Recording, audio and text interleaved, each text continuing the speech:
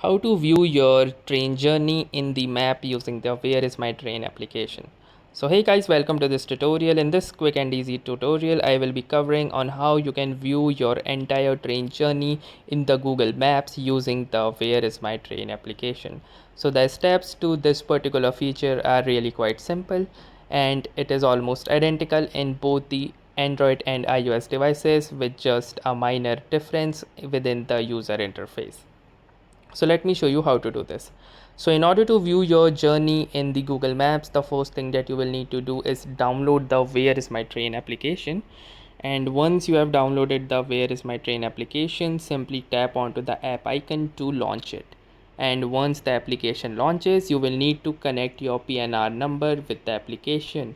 So in order to connect your PNR number within the application, go to this PNR option at the bottom left of your home screen, and you can enter your PNR number over here, and then it will lead you to a new page from where you will need to enter or solve the captcha, and your PNR will be added and it will appear within the app just like this. So now once your PNR has been successfully added into the application, you need to click onto this maps icon at the right hand side of this PNR section. So simply click onto this maps icon, and once you will do, it will open the maps and it will show you all of the station that this particular train will pass through.